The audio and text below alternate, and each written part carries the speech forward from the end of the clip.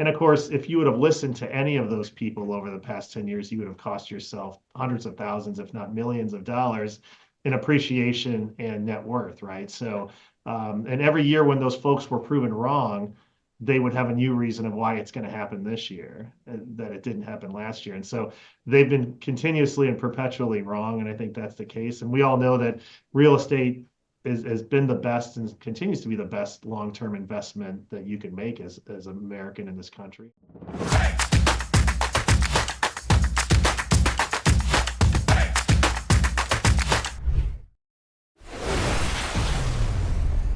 You might have heard the recent news if you're in or around the real estate industry, and even if you're not, that Rocket, we'll call them Rocket Mortgage, merged with Redfin.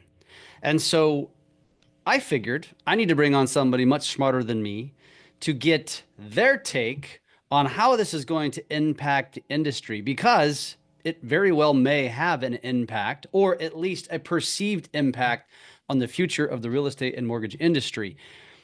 So, without further ado, I'm bringing on my good friend Michael Gillani, who is a regional manager with USA Mortgage, has a ton of experience in this industry.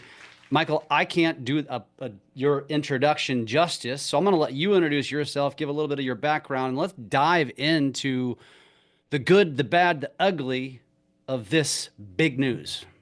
Yeah, absolutely. Well, thank you for having me on. And I'm trying to figure out who's going to be hopping on to this podcast with us, since you said somebody smarter than you. I'm waiting for that to happen. But anyway, appreciate that. And yeah, I've had the pleasure of being in this business for close to 25 years now. So I don't know if that is a good thing or a bad thing, but have had a lot of fun and had a lot of great experiences, and had the pleasure of starting out in retail and then working my way into wholesale and owning my own brokerage for 14 years prior to joining USA Mortgage about 7 years ago now. So it's been quite some time. And so I've seen a lot of ups and downs and a lot of transitions in the market, in the industry. And there seems to be this constant analysis that the sky is falling. I feel like that's coming from all sides, and it's been doing that for many years. But as we all know, the industry continues to evolve and persist, and the sky typically is not falling. And so excited to discuss that with you today. Absolutely. Well, I appreciate it. And back to your comment about the smarter person. I mean, I set the bar very low when I say smarter than me. So, Yeah. it's easy. It's easy to achieve that. Now, you and I were just talking off air about, recent, really the last 12 to 24 months, and some of the quote unquote experts, who truly are experts, have really kind of missed the mark on their predictions. And I even mentioned, it's like you just throw traditional metrics out the window, because it's kind of like pure chaos. And so before we get into this rocket thing, maybe give us a little bit of your analysis on what that means. And for me, I'll just say it, people like Barry Habib, right, with MBS Highway. What is your take on just this missing the mark? Yeah, no, I think, and for starters, like I love Barry. He's a great guy and a very smart guy, and has a ton of experience and in this industry and just in economics in general. So I have a lot of respect for him and what he says. I will say that I think, Barry, obviously he's got a great platform, MBS Highway, that loan officers plug into, and there's a lot of great services and resources there that are available. The one thing where I think I maybe stray or disagree with Barry's approach is, when you're making predictions, obviously, I think it's important to preface the fact that we can, make a hypothesis based on what our past experiences have told us and what past market, happenings have led to. But at the end of the day, I think it's not really a great thing to say, hey, this is going to happen on this date. And I think Barry kind of met that mark back in May 10th of 2023 when he promised that the markets, were going to shift and we were going to see rates fall, and the end of this storm that we were in was going to happen. And of course, we all know that not only did that not happen, the actual opposite happened. Rates shot up significantly throughout that, and there was reasons for that. And I think Barry was definitely genuine in his desire to make an accurate prediction, but I think he met the fate of what now a lot of analysts have seen happen over the course of the last 10 years, even in that you can't predict the market one way or another, right? And so there's a constantly changing dynamic going on. And so you can make analysis and say, hey, this is what the trend is currently, and this is what I think may happen. But I think that it's a massive risk to go out and make any specific statement to say this will happen, because there's really no way of knowing that. And Matt Graham is another industry expert who runs MBS Live, which is another data aggregation company and market watch and everything. And so, I think there's a little difference between him and Barry in the sense that, he's more of like, hey, this is what's happening right now, and we can analyze what's happening and why it's happening. But we still don't know what's going to happen later this afternoon, let alone tomorrow, because any number of headlines can come out for any number of reasons that can have a dramatic impact on what will or may happen. So I kind of lean more towards that approach as far as making my educated guesses on what I think may happen and being able to educate loan officers and clients and consumers too. I think Barry's more of an optimist, and so a motivating optimist. And so it's just a different school of thought. But, over the course, and you and I talked about this off air, but, the last 10 to 15 years, there's been people in the media primarily that have no clue what they're talking about most of the time, that have been claiming that the housing market was going to crash and values were going to plummet and you shouldn't buy real estate because the end was coming. And of course, if you would have listened to any of those people over the past 10 years, you would have cost yourself hundreds of thousands, if not millions of dollars in appreciation and net worth, right? So, and every year when those folks were proven wrong, they would have a new reason of why it's going to happen this year that it didn't happen last year. And so they've been continuously and perpetually wrong. And I think that's the case. And we all know that real estate has been the best and continues to be the best long-term investment that you can make as an American in this country. And so that's one thing that I think you can hang your hat on. And you might see ups and downs, but at the end of the day, long term, it's always a good thing. Yeah. Yeah, it's interesting what you said there too, because the one thing I've noticed, especially for me, as I've gotten really, integrated into the media world is, and I think this has really evolved over the last 10, 15 years to where it's like most news anymore is really designed for clicks, for views, for the data, so they can then sell ads, right? And so it's like nowadays it's you I almost believe that most news is not even really news as much as it is trying to stir the pot just to get people riled up. And it amazes me, and maybe I'm naive to think like this, but it's like it amazes me how few humans still don't get that and get all caught up in that nonsense. And this applies to across the, I mean, let's just use weather, as an example. Like Sure. that's basically been a just throwing darts against a dartboard for however many years. Right. And for whatever reason, because we see somebody on TV, we believe that they know actually what that can actually predict it, right? It's pretty wild. Yeah, it is. I've been listening to analysts promise, and I'm talking, when I say analysts, I'm talking about like some of the top rated gurus, Ivy League, grads and Harvard, Yale, Princeton MBAs, and these guys telling you, market gurus saying that I guarantee you the 10-year treasury is going to be a point or two higher this time next year than it is today. And they've been saying that since 2010 all the way through COVID and 2022. And we finally saw a shift take place, but it had nothing to do with any of the reasons that they had been claiming for the past 12 years that were going to happen and why. Yeah. Yeah. So let's obviously move this forward now. Obviously, big news, and again, I mentioned it in the very beginning. So Rocket effectively buying Redfin, and from what I've read and watched, overpaid for it.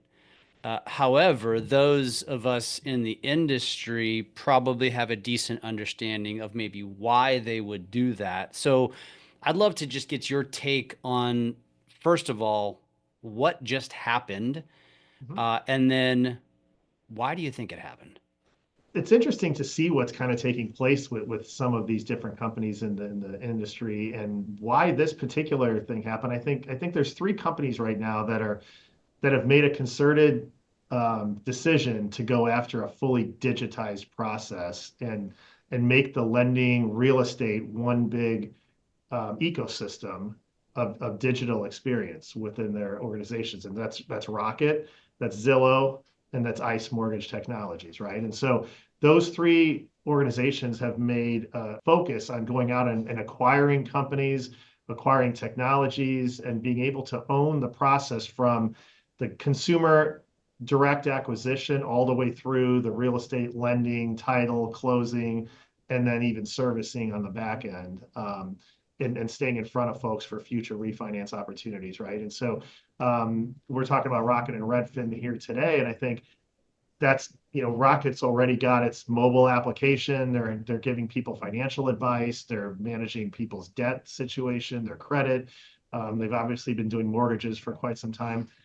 They've been doing all of this in a very digitized consumer direct platform, right? They don't have retail offices around the country with loan officers, boots on the ground, going around meeting with agents. They've taken a different approach from the mortgage side. They've got their call center in Detroit, and they also have a decent wholesale operation as well, working with brokers around the country.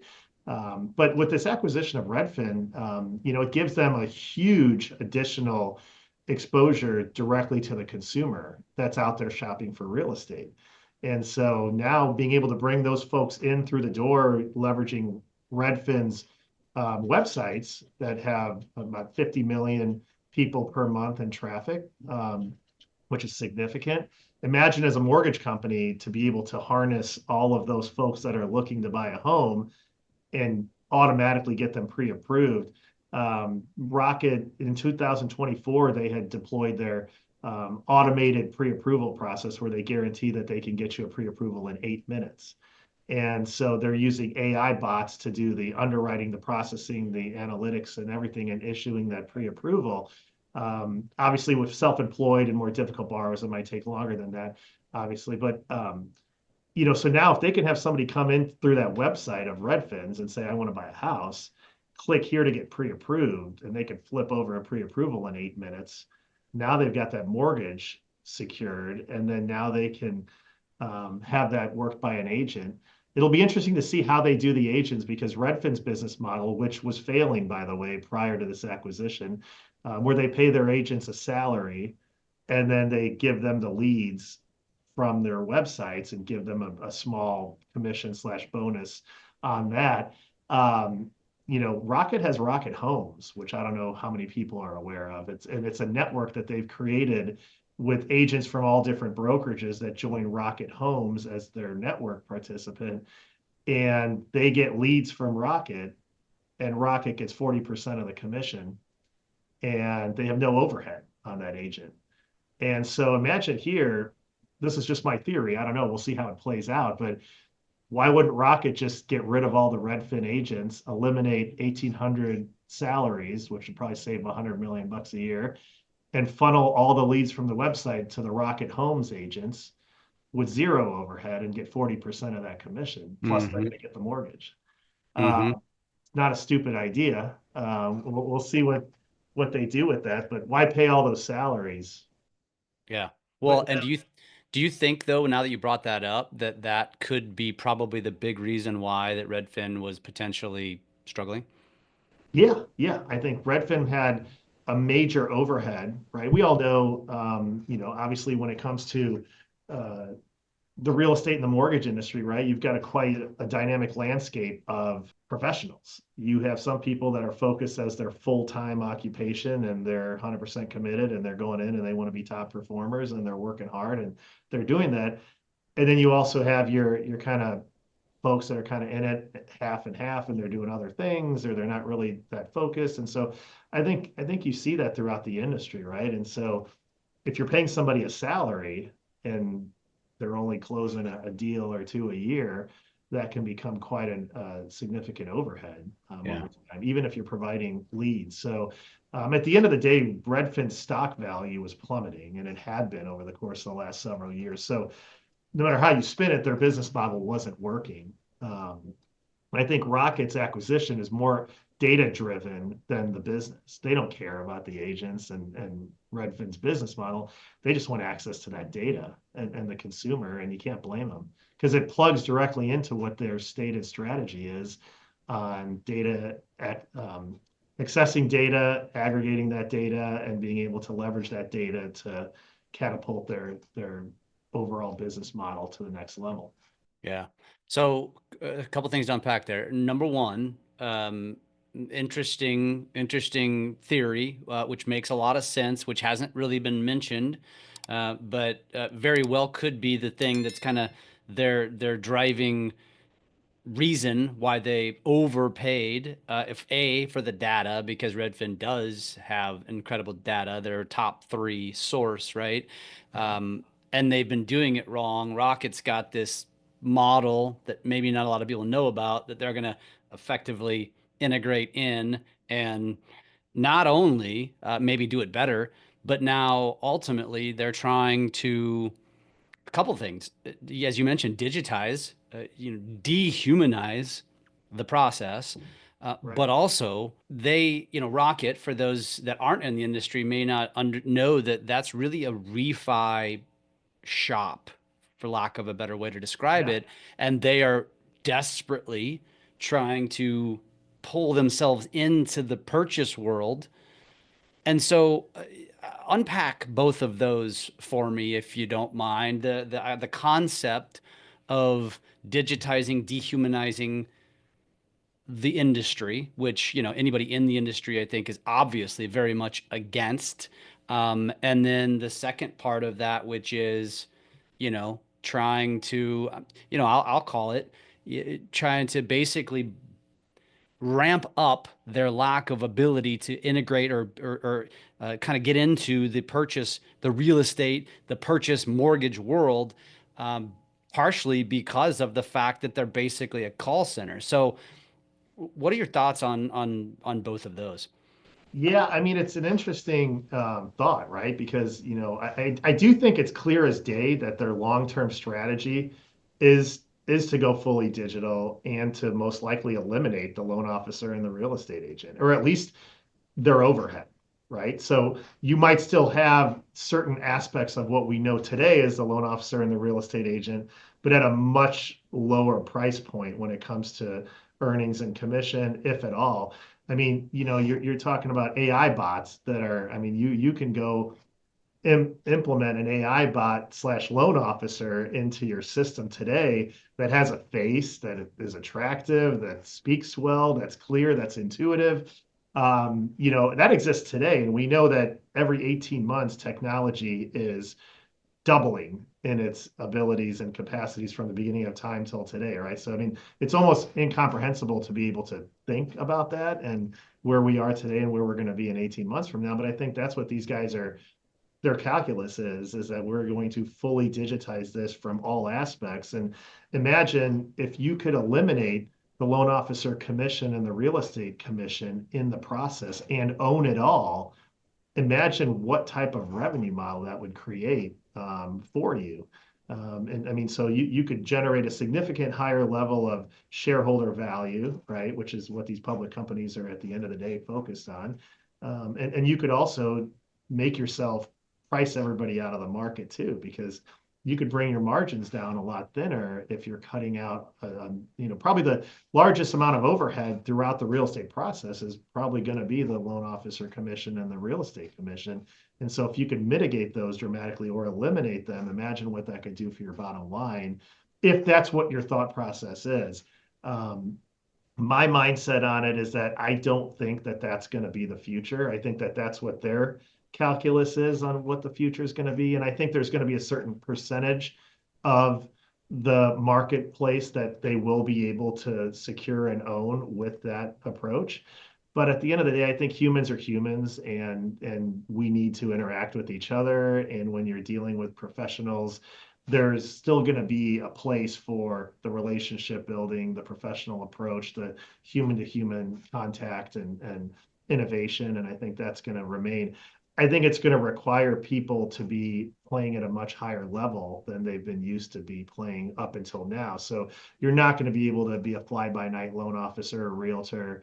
You're not going to be able to shoot from the hip and just kind of deal with your friend from soccer and church and that kind of thing. You're going to have to be a fully focused relationship building professional, just like a financial advisor or a stockbroker or a doctor or an attorney and those kind of folks. So at the end of the day, I think technology is advancing significantly. It's going to play a part, but I do still think that if you're a truly seasoned, innovative, creative, knowledgeable professional, you're going to be able to survive and thrive Yeah. in the future. And you kind of already answered my next question, which really is how do you survive? And I'd like you just to expand a little bit further on that because I want to accentuate or highlight what Michael just said, which is in order to combat technology, AI, those sorts of things, you have to do your job at such a level that is not duplicatable or beatable by AI. It's and Michael, I say the exact same thing in now my business, which is social media. It's the same concept. It Right. it will be arguably in many ways better, but it will never be human. It will Correct. never be authentic. It will never have opinions like a human. And that's where you have to lean into with your marketing. I assume the answer is similar to how you need to do your job in order to combat what you're basically predicting is potentially coming, or I'm going to say it for you, that this is what Rocket is basically trying to do, which is eliminate our jobs as humans. Mhm. And Yeah. so what do you say? What do you say to, a real estate agent calls you today and like, Michael, I'm scared. Loan officer calls you today, I'm scared. What's your advice? I think, why are you in this business? Why would do you consider yourself a professional? And if the answer to that is yes, as it should be, if you're doing this, then what is your business plan moving forward? You've got to come up with one. You can't just say, I'm going to work at this company and I'm going to switch to this company because they're offering me more basis points and I'm getting a signing. Like the days of that are over, right? If that's how you're operating your business, you need to be focused on what you're going to do individually to grow your business, secure relationships, and be able to put yourself as a differentiator amongst your competitors, because that's what consumers are looking for, right? And referral partners too. I think you have to become more dynamic in who you're working with. That most loan officers are only focused on working with real estate agents. I don't think that's a smart play. Even back years ago when I was still producing, I worked with a lot of different referral partners.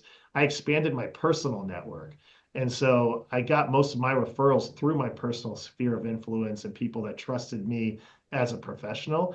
And then I was able to work with the agents I chose to work with because I was already working with the consumer. So I do think that's an important thought to have moving forward.